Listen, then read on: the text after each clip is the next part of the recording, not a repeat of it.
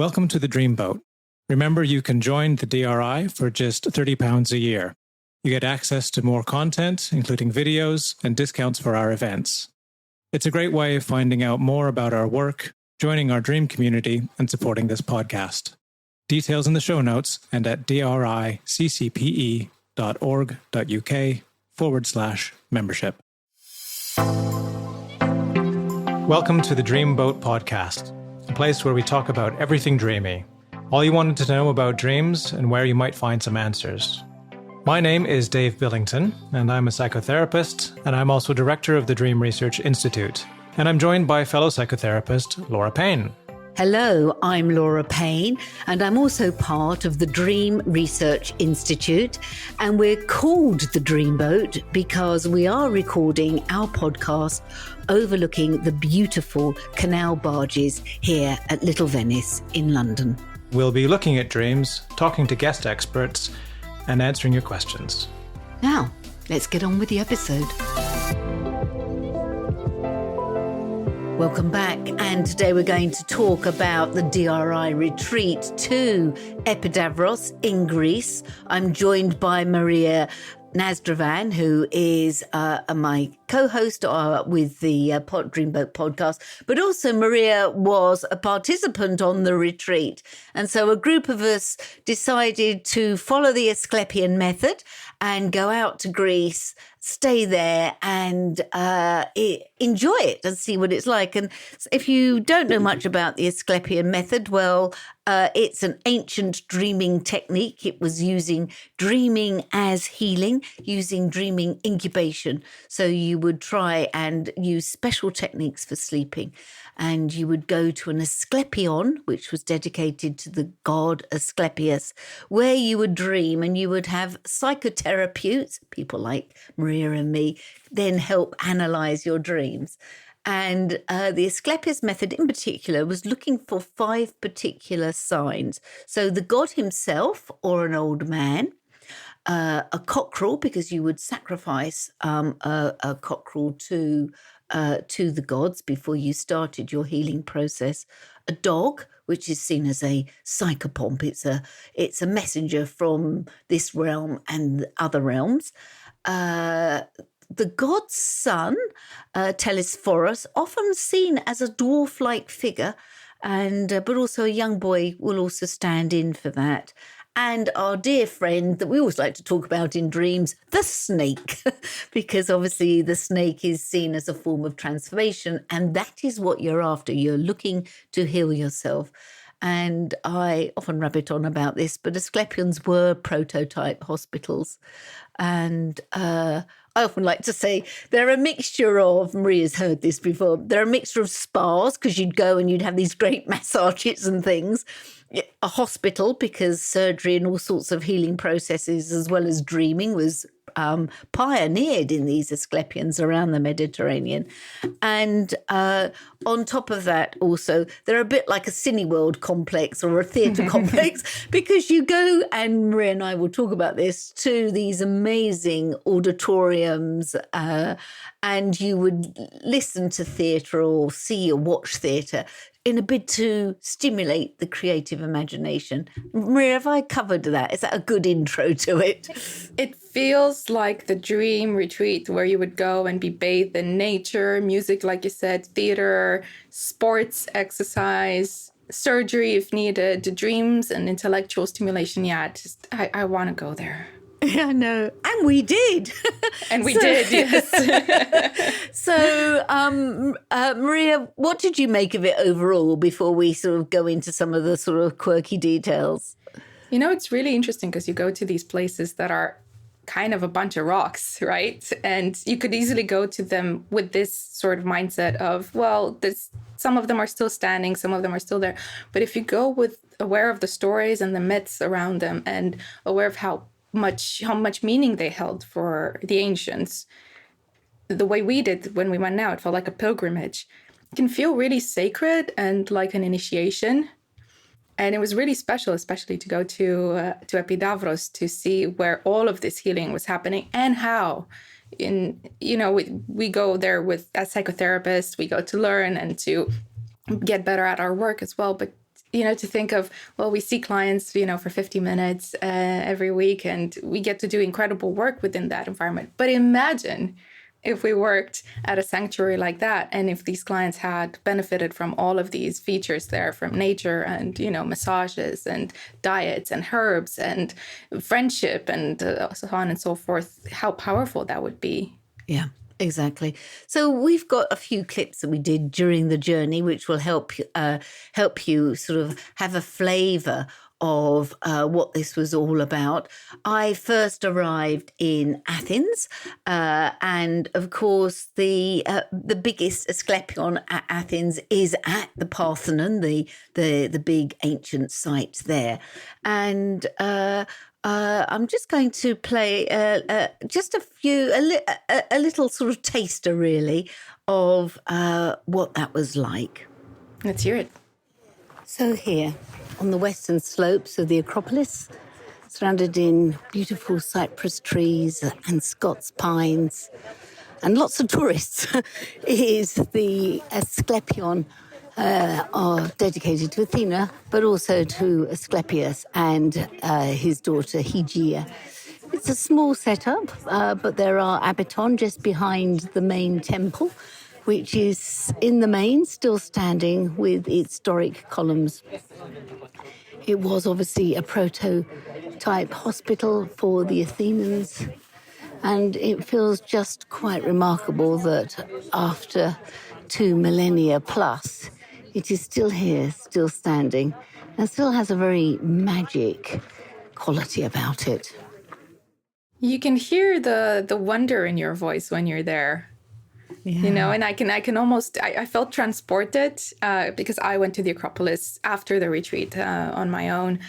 And you can hear the birds in the background, or maybe I was imagining it, but I can almost feel like I'm back there, and the warmth of the sun and the tourists in the background. I really felt transported, yeah. Yeah. What did you make of that particular Asklepios? Because when I turned up, I'd not visited that one before.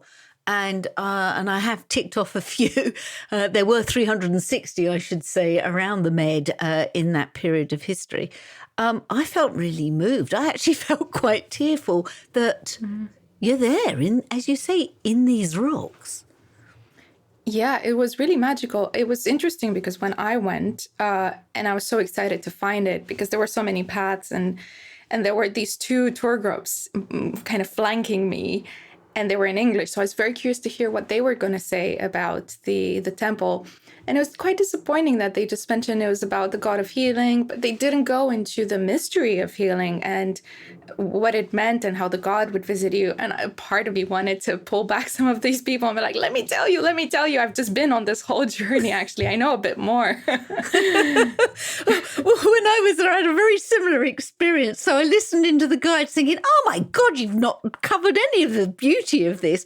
And I mentioned in that piece about the Abaton. Now, the Abaton was where if you were chosen by the psychotherapeutes, you would be allowed to go and dream. Often there would be Asklepian snakes there, non-poisonous but ginormous, which I think is a feat in its own way, just to be able to sort of stay with them. But you'd go into the Abaton, and that is where you would dream. That would be where the magic happens. So I explained it to this guy because he was reading this post, and I said, oh yes, the Abaton. And he looked at me as if I was absolutely nuts. But a few people came over and wanted to hear a little bit more about it. Well, it feels nuts to share these stories, and with the enthusiasm we had also coming from the retreat, and be excited about, yes, so you would sleep at night in the dark and all these snakes would slither across your body, and this would all amplify, the power of dreams. And I'm like, okay, lady, thanks, but too much information. I'm gonna go get an ice cream now. Exactly. Oh dear. So I've got another piece from the visit again to the Asklepios. Of course, one of the things to consider was that the Asklepios, as Christianity started moving through into Greece and on to Rome, the Asklepios was pulled down and became an early Byzantine church. The early church probably feared the power of the Asklepios around the Mediterranean and decided to take the temples and repurpose them as early churches, as happened here at the Acropolis. Of course, another thing to consider as part of this is that the early images of Christ look very, very similar to the images that were very common at the time for the god Asklepios. Again, perhaps a bit of a simulation going on there as both the Asclepian cult and its impact on the Mediterranean was absorbed into early Christianity. What do you make of that, Maria, out of interest, that part of it all? Well, I was just looking at the image of Asklepios I have here on my altar. I picked up a little icon from Greece, and I was actually laughing when I picked up the icon when I bought it, because I've laughed my whole life at my parents for buying Christian icons and spending money on these things. It's ridiculous, and here I was buying an icon, but it's of the Greek god. Okay, it's not Christianity. Yeah, it's really interesting that they took down the Asklepions, and it's almost like it was threatening, right? The cult. Yeah. I think that was the case. It was threatening. I mean, we cannot fully understand the power that the whole notion of the Asklepions and Asklepios had. They were temples, and so a form of a church. They were in spiritual places, and they had at least, 500 years of worship in these places and dedicated to healing. And I think that's the interesting part. And obviously the Christianity story, the story of Christ, is about the notion of healing. And so it was very easy to superimpose Christianity onto these sites and make them into early churches.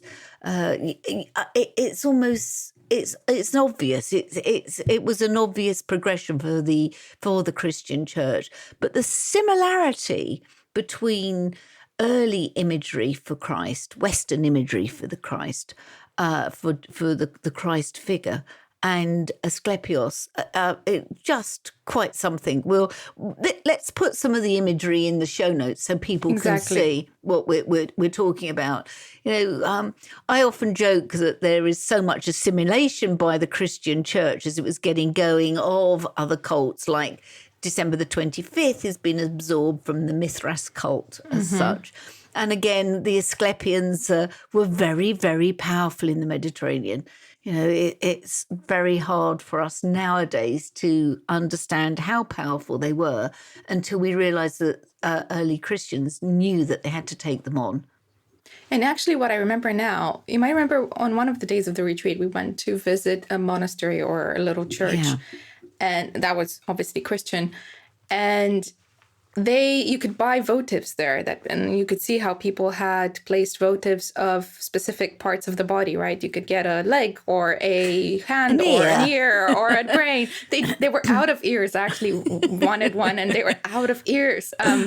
But you could get these special votives, metal plates, that people would hang onto the icons, the Christian icons, and they would be blessed. And that's the way they pray for healing.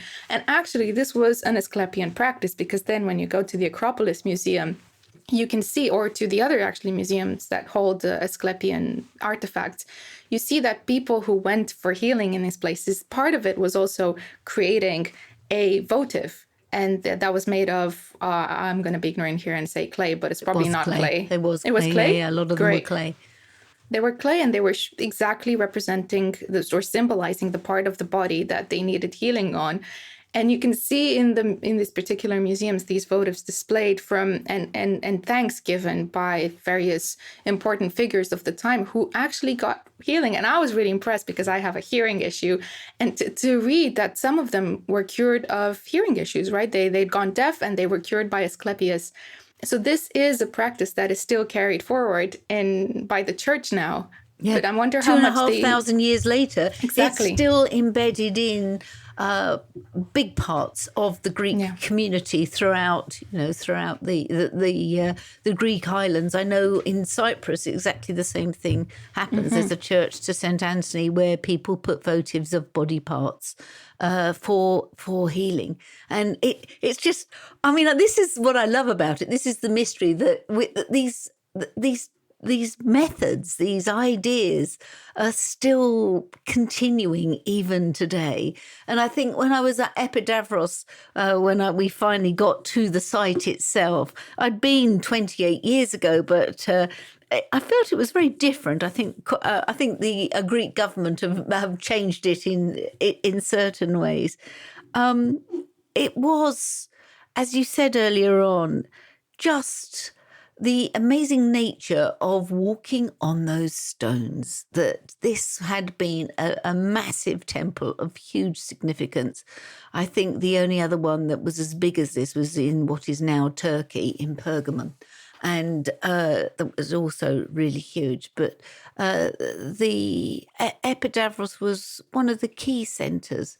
What did you feel, Maria, when you went in? I felt awe, and what it does for me a lot is it relativizes where we are now, because we think, or I think often, there's so much progress and we're so smart now. But then you go to these sites that are thousands of years old, and of course there are rocks left because of time, but the structures that they were building and the myths and the traditions of healing around them, they were incredibly impressive. They were so advanced. Like, those temples were gorgeous. The craftsmanship, the technology that they used in them. And it's a good reminder for me that, maybe we're not that much more intelligent than these people, to not look back at these ancient cultures as primitive, right? Or not advanced, because they were. And maybe, our medicine, for example, has evolved a lot today, thank God. But maybe there is a truth in what they were doing there, that they were treating healing as this holistic thing where, you might need surgery, but you might also need to dream and ask the gods for healing and understand the nature of your issue. And you also might need to retreat in nature, and you might need intellectual stimulation, and you might need to work out, and all of these other things. Yeah. Well, there's a small clip now of Maria and I actually at Epidavros. Ooh. So, Laura here, and I'm here with Maria. Say hello. Hello from Epidavros. Exactly. We've just had an amazing session in Epidavros looking at this amazing site and also practicing a bit of dream incubation. How was that for you, Maria? I'm feeling very peaceful after doing that. Very peaceful and calm and a little bit sleepy.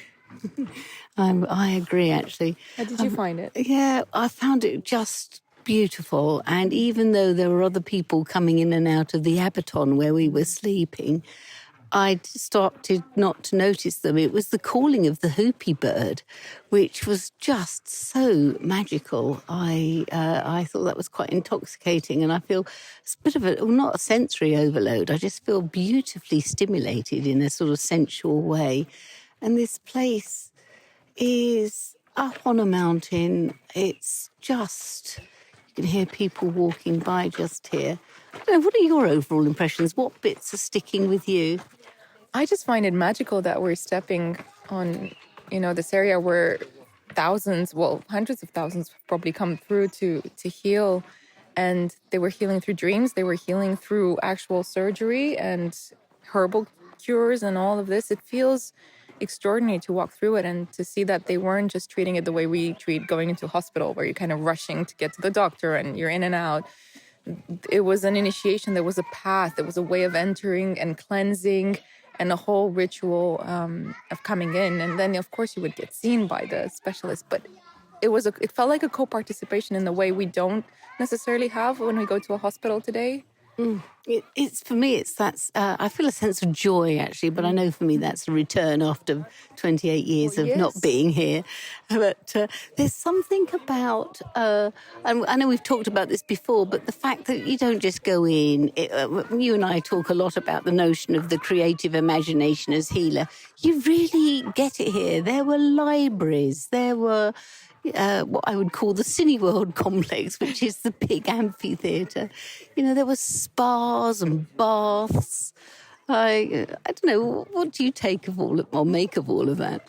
I think a lot of us would heal, wouldn't we, if we went to a place like this in nature where We could study, where we would be prescribed herbal remedies and eat a very healthy diet, watch healthy men perform their gymnastics or whatever they were doing in there. But yes, there's a stadium as well, guys, for athletic men only who would oil up and perform.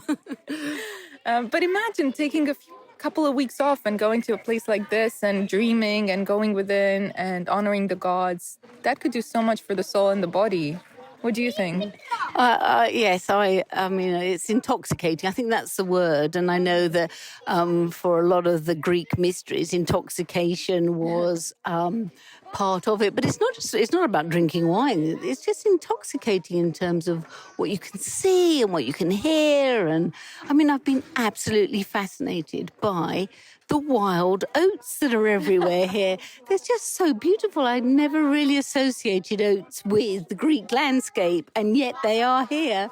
And the birds. We arrived to the sound of a crow calling. In fact, we thought it was a goat, didn't we? Yeah, we thought it was a cat, a goat, a child, and then, yes, it was a crow. It was a crow. And, of course, that's such an ancient part of the Asklepios myth. His mother, Corinth, was turned into a crow by Apollo for daring to have an affair while she was pregnant with Asklepios. I find that a bit strange anyway, that a woman would think about doing that. Yeah. I realised I think I cut that off. I was meaning that a woman would have an affair when she's carrying a god's child. I mean, expect all the wrath that comes your way and came Coronis's way. But the crow did feel as if she was welcoming us in, didn't she, Maria? She definitely captured our attention for a while. And it was like you're describing it. It felt like we were entering a dreamland in a way, right? A mythic land, not just walking through the path. That gives you a flavour, obviously, of Epidavros itself. And we did practice a dream incubation technique. I must admit, I didn't have a particular dream from that. I don't know about you, Maria, that night. I can't remember. I don't think either. I was struggling, though, at the time with allergies. And I'll say if anyone goes to Epidavros and you struggle from allergies, take some serious meds with you, because there's a lot of plants that can stir things up for you. And I was just kind of struggling to breathe for that whole meditation, which was me. But it felt still magical to be in the space. And I did have a dream of Asklepios later. Oh, tell me more. Well, I got your expectations up there, but I think it was that night where after the incubation, I said I would love for the god to visit me. And obviously I had other things in mind that I wanted healing for. But the truth was that I had some pain that night. And in this dream, the god Asklepios told me, I didn't see him, but my impression was that the god was telling me to keep my hands on the area of my body that was in pain. This was my belly. And to hold my hands there. And that's what I did in this kind of half asleep, half awake state the whole night. And it did make my pain better. So, and I kept practicing over the next few days. So thank you, Asklepios. Oh, I'm loving that. That's, that is interesting. Well, we mentioned as part of the trip that there are great forms of entertainment held at the absolutely stunning amphitheatre at Epidavros, which, if you ever get a chance, make sure you go to the amphitheatre. In terms of acoustics and sound technology, even then, it was so sophisticated, and you are climbing up banks upon banks. Maria and I will put some photographs of all of this in the show notes, but you're climbing up huge banks. You're really quite high up, and the little dais at the bottom. They say that you can drop a feather, I don't know, but drop a pebble, and you would hear it at the top. And well, let's listen, because Maria and I made that climb. So, we've just climbed to the top of the amphitheatre, one of the largest in the world, where the acoustics are perfect, and we can hear them down below, our group singing and making a noise. You can hear them possibly. That's impressive. You can hear them really well. It works. It does, doesn't it? Well, it established acoustics. It was sort of I mean, the technology of it, they're still trying to work out. It's quite fascinating, really. Well, what are your impressions, Maria? Well, I'm a bit breathless. That's because of the 64 steps. But it's really incredible to see it from up here. I'm glad we climbed up. The view must have been incredible as well. Such a remarkable piece of architecture. Well, each year they return and replay some of the old Asklepios plays, tragedies, and it would be just quite magical to see a performance here, a modernised performance here of some kind. Truly quite remarkable. And so it's this massive semicircular structure with steps leading up, right up to the pine trees at the top. In fact, I think the people probably paid more money for the seats at the top because although it was a big walk up, you had the shelter of the pine. That's right. Yeah. It'd be interesting how they did. I think a lot of people, they've got the steps up. If you can see behind us there, look, there's a stone path, so people probably access the upper banks, the upper tier, the balcony. Only the healthy ones, though, not the ones down there. Well, I wonder if they walked somewhere else to get down, and rather than walking up the steps, because they are quite steep. You can imagine coming up here to see a play or something. I'm thinking about the cathartic aspect of theater, and you get to experience a drama or a play, and that can be really healing for the soul. Yeah, very much the creative imagination. I love it. There's a couple down on the circular stage area right at the bottom kissing, and I'm wondering whether you can actually hear the kiss. They've just separated. But yeah, really beautiful. And here we are basking in the Greek sun. I'm glad I brought my sun hat. It's quite intense, but also very, very beautiful. Thoughts, Maria? Hearing that You again? could really hear us struggling to talk and breathe at the beginning. It is enormous. Yeah. And I was just looking up the capacity because I couldn't remember, but it could hold up to 13,000 to 14,000 people. So this is huge, and it's really different to be inside the amphitheater, to go up where we were, because you could really take in how grand this was.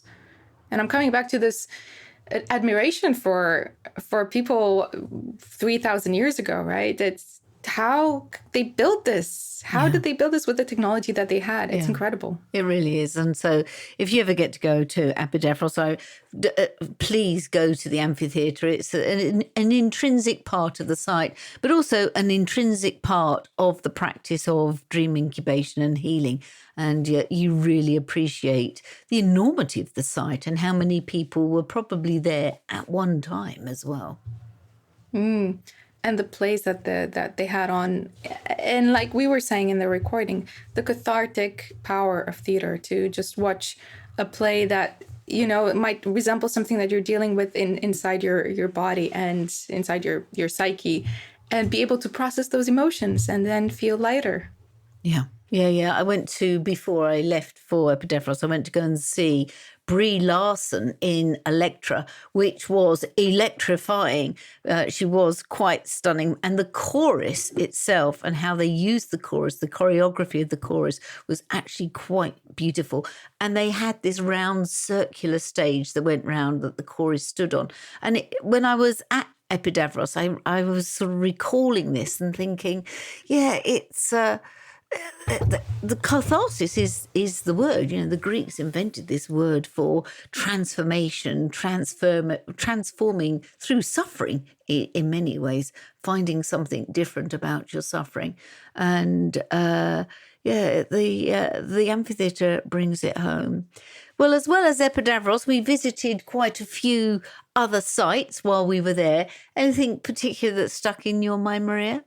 I loved Corinth, actually. I thought Corinth was quite fascinating. The water had a different color in Corinth, didn't it? It seemed much more vibrant, like a cyan. It really stood out for me. Again, you're literally walking over stones that are, you're on the way. You're on the way that, hundreds, thousands of people would have walked those paths, which I find fascinating. And also, it's where Paul went to go and speak to the Corinthians, and you get a sense of what an important city-state or city it was. And it directly faces Athens, and the two were, it made me think about rival football teams. It was that same type of thing. But Corinth as a trading port, it was the quirky one. Athens was the serious one, but Corinth was clearly the quirky one with quirky tradespeople. And, there was a sense of immense vibrancy there and lots of different religions coming together, because there was a synagogue there, or the remains of a synagogue there. So there was, it felt a very powerful crossroads. And it is, because it sits on between mainland Greece and the Peloponnese part. So it was literally a crossroads, and the influence of Italy on one side and what was coming from, say, the Phoenicians and the Assyrians on the other side. You could feel it meeting in Corinth in some way. Yeah, and I would also really enjoyed I think you've been to this as well, to the New Acropolis Museum in Athens.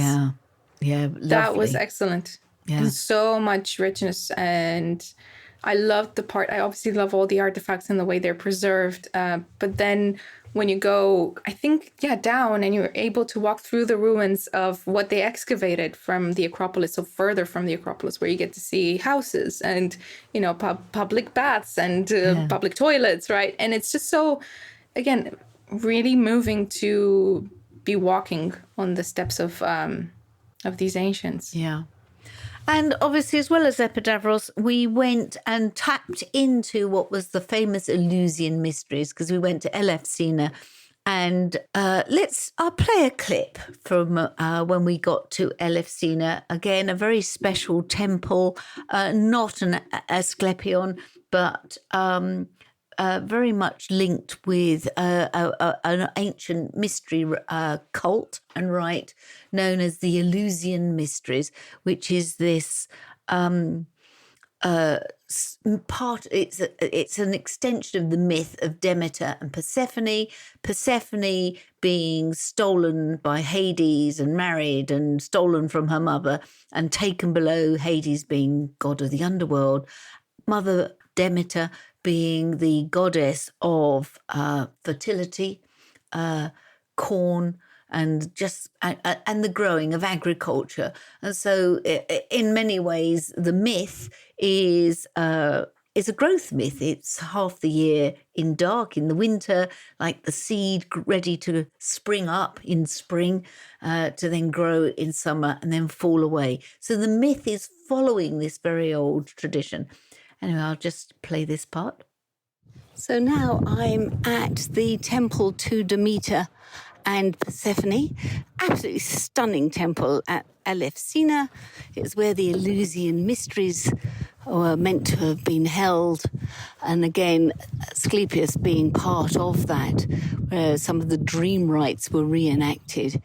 It is nestled between a very busy port, chemical works, concrete works, and yet here is this amazing large site, actually, with a lot of the old temples and areas where the priests would be settling into the hills just beyond Athens.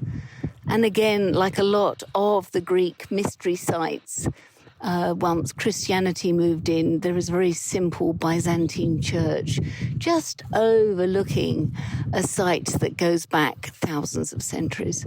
It's really quite interesting how over the centuries in the ancient world this was developed. And I sit here watching the poppies and a soft wind blowing in a nearby rosemary bush. And you get a sense that whatever happened here, whatever happened in those very secret mysteries, is encapsulated somewhere here as the birds play and the wind blows. Something very magical sitting in this site. I loved it. It was my favorite. And it was beautiful to hear you talk about it, because I was almost, again, transported, but almost mystified. I was entering a bit of a dream state of the story of Persephone and Demeter and Hades, which is really meaningful. And it's meaningful for me, but I think it's meaningful in women's lives because it's a story of feminine initiation. And it's been so powerful to read and understand for me. So to go there, and I still remember when our guide told us, oh, so this is where it's rumored that Persephone, picked the narcissus flower and the world opened and Hades dragged her down into the underworld. I just got shivers. I was like, oh my God. Some people get that when they see a celebrity or something. I guess that was the version of celebrities for me. It was... I was intrigued at the difference of energy between the two sites. So Epidavros, I realised, has got a very strong masculine type of force about it. But the minute you walk into the Eleusinian site at Elefsina, it's the feminine energy. If you don't understand the difference between the two, go visit the two sites and you'll get it. Just tuning in to the shrine to Demeter, Persephone, and also there's the cave there to Hades. Exactly. Everything's there, but it's got a very deep, sensual, feminine vibe about it. And they've been worshipping and carrying out these mystery rites there for, I said thousands of centuries, so I mean, that's a bit of an exaggeration, sorry guys, but, at least 2,500, 3,000 years. And as a result, there is a deep power there. I felt it too. And I think you're right. There was a difference in energy, because when you entered in Asklepios, we were shown the ancient way that people used to enter the sanctuary of Asklepios. And there was supposed to be this grand gate, right, with columns and very impressive. And then you had to walk a long way. And it was very, it felt quite masculine. And then when you entered at Eleusis, one of the first things that you would see is the cave of Pluto. So it already had a more feminine mystery type energy to it, and it felt more contained. Pluto and Hades are Pluto is the sort of Roman version of Hades. Sorry, exactly, and that was the Plutonian, right? The temple, and for me that was also special because it's very rare to find temples for Hades or Pluto. There are no temples for Hades and Pluto, and it was really surprising that there was a fairly big one there. Right. And we sat in the cave together, and I was expecting all these shadows and these gloomy and dark thoughts, right? The underworld to come up. And what actually came up for me was joy. And maybe it was just the excitement of like, oh my God, I actually get to meet Pluto in some way. But it felt very alive, very beautiful. Yeah. It's hard to say, but, these energies have built up over centuries. It's like going into churches or synagogues or other forms of temples. You sense that there is something there, and very, very much so at Elefsina. And again, anyway, we have a recording of you and me there, so let's just listen to that. Well, I'm here at the Temple of Demeter and of Persephone, and I'm joined by Maria, who's obviously sharing this retreat with me. Maria, just tell me what you think of this particular site. I don't know what I think, but I feel very energized. I feel really happy to be at Eleusis. I find it, you can see that I'm not able to think straight, but it feels really moving to be here, the place where Demeter mourned, the place where Persephone supposedly was abducted by Hades. I mean, this is mythology that we've grown up with, and we're here, and I'm just still awestruck by that. It's quite a magical sight.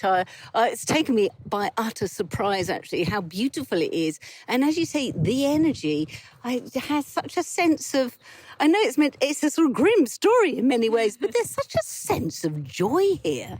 It's strange, isn't it? Because it's also the initiation into the mysteries, the greater mysteries of death. And as I was walking through and thinking of all the 9 days that they spent here getting initiated, and even the preparation beforehand, it made me think of what we do in psychotherapy, right? And in a way, I think transpersonal therapy depends on everyone we work with, right? But I see a lot of what I do as helping people in this initiation, with everything that we've known and teaching them how to tap into their dreams and everything.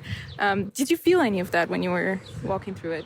I did. There are certain spaces here where you could just sit for hours. I mean, it's spellbinding, isn't it? One way or another. And again, but the life in death, that's obviously part of the mystery and part of what the cult was about. It's, in many ways, a precursor to Christianity is a resurrection cult. And it was here for, well, I've been saying thousands of years, but, it started, about 1000 BC. So it's quite it's established. It was an established cult that lasted easily 1,000+ years. And to think how many thousands, tens of thousands of people have come through here. And, what our guide Sarah James was saying about 15,000 people coming to Athens, and out of those, only 3,000 making it into the actual place. And out of those, maybe 15 going into the proper initiation, the dark for 9 days. It's really special. It feels like a real honor to be here now. Yeah, it's, again, the few that were allowed and were taken into the dark, but many of those that were of the greater number that were allowed in would sit in that area on those steps and watch the chosen initiates go down into what was probably a dining cave or something below. Yeah. What was your favorite part of this whole area?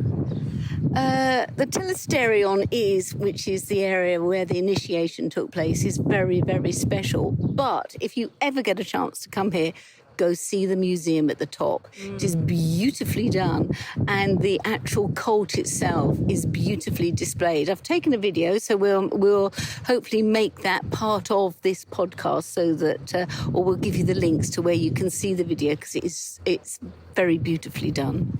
And it needs to be seen in person. Like, it's so moving. I was sitting earlier in the Plutonian, the place where, Pluto or Hades supposedly kidnapped Persephone, but where people were leaving offerings to Hades. And it feels really moving. That cave, we both sat there together, and I sat there for a few minutes, and I was like, the energy here is so powerful and ancient. Yeah, and you can almost feel like, oh, there's the god in the underworld. And I gave him 50 cents, it was the only loose money I had on me. And I was like, should I give him 50 euros? I don't know. There's still time. Maybe I could give him 50 euros.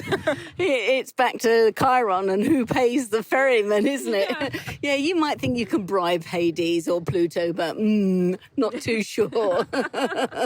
I noticed a few people just left raisins, and I thought that was quite a good idea. I gave him a piece of my cake that I bought earlier. I hope he likes it. I don't know.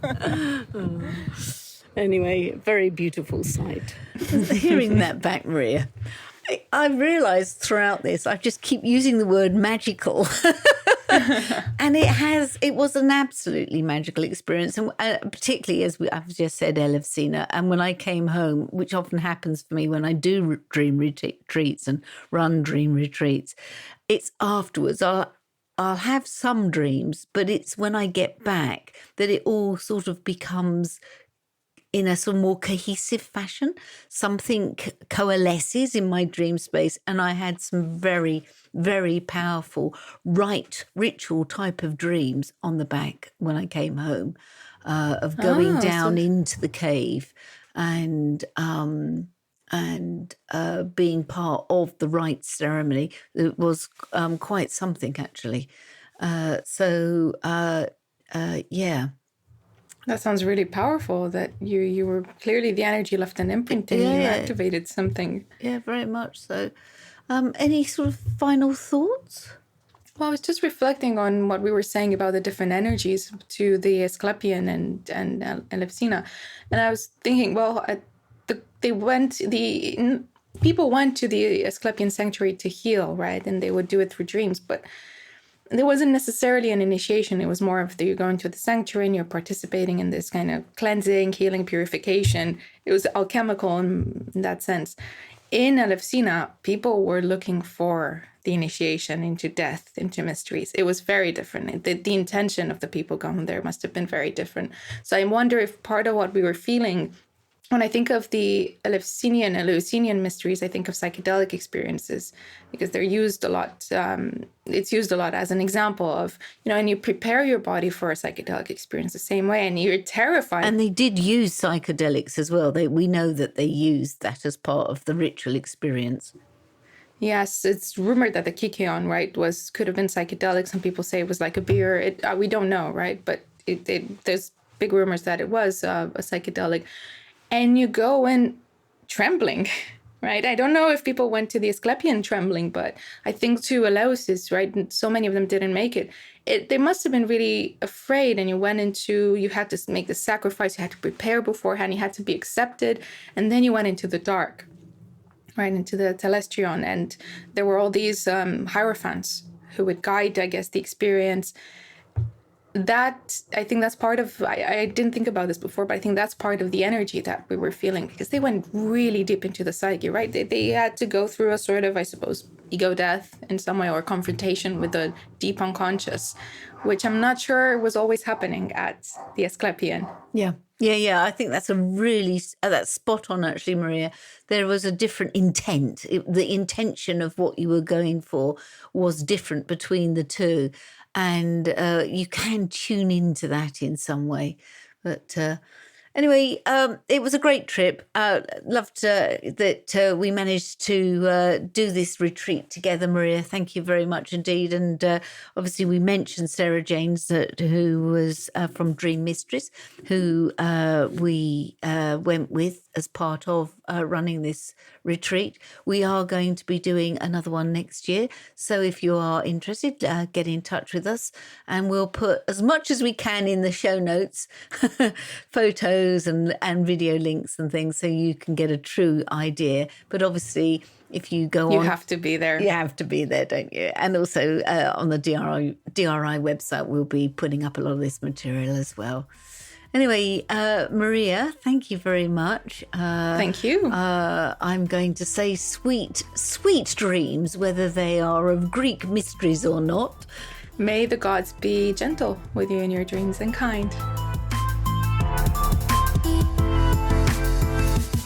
So, thank you for joining us for this week's episode. Don't forget to like us and leave comments on your favourite podcast platform.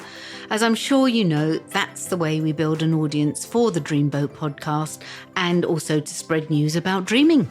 And as we said, there are many ways you can share your dreams at the DRI, the Dream Research Institute. Yes, we have courses, events, and workshops, and we want to hear from you. So check out the show notes for links or find us on Instagram and on our Facebook page and on our website at driccpe.org.uk. And if you want to explore your dreams further or you would like to support us, you can join the DRI as a member for just £30 a year. As a member, you will get discounts for all of our events and short courses. You'll get our newsletter with latest dream research news, and we'll also be adding other special member benefits during the year. Of course, members' dreams will always be given preference for reading on the podcast Dream of the Week slot. So go to the link on the show notes and become a DRI member today. Keep dreaming and keep sharing your dreams.